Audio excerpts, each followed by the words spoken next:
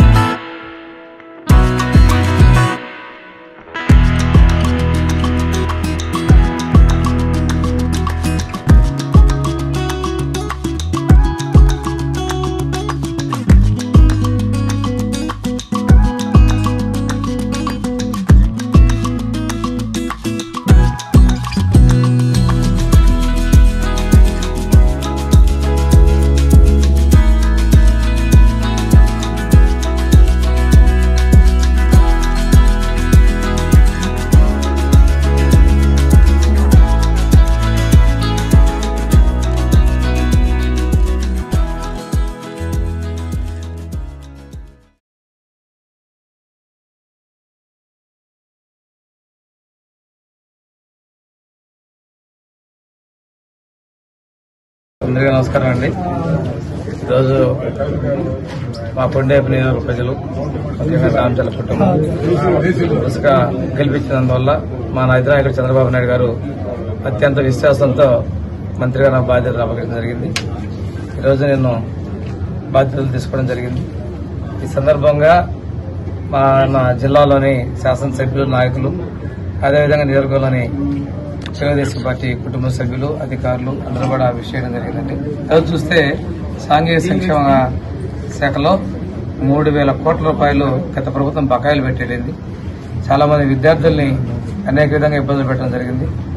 ఇవన్నింటినీ కూడా ప్రక్షాళన ప్రాజెక్ట్ గా పరిచయం గ్రామ సచివాలయాల శాఖల్ని పటిష్టం చేసి సంక్షేమాన్ని అర్హత కలిగిన అందరికీ కూడా అందజేస్తాం. ఈ సందర్భంగా ముఖ్యమంత్రి గారికి ధన్యవాదాలు తెలియజేస్తానండి. గుండె సంరక్షణ కోసం మరింత జాగ్రత్త తీసుకోవడం అవసరం.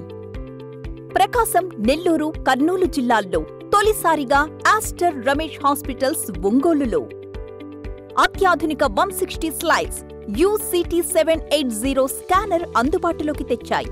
Computerised tomography, coronary angiography, CTCA దీనివల్ల సాధ్యమవుతుంది. CTCA పరీక్ష వల్ల గుండెకు రక్త సరఫరా చేసే కరోనరీ ఆర్టరీస్ కి జబ్బు చేసిందేమో తెలుసుకోవచ్చు. గుండెపోటు వస్తుందన్న దానికి అదే తొలి హెచ్చరిక. ఇతర పరీక్షలతో పోలిస్తే ఈ ఆధునిక పరీక్ష వల్ల ఎన్నో ఉపయోగాలున్నాయి. అసలు సమస్యని కరెక్ట్గా తెలుసుకుని తగిన వైద్యం చేసే వీలుంటుంది. గుండెకు సంబంధించిన ఏ సమస్య ఉన్నా ఆస్టర్ రమేష్ హాస్పిటల్స్ మీకు కొండంత అండ. మీరు పూర్తిగా విశ్వసించదగ్గ అత్యాధునిక ఆసుపత్రి ఇది.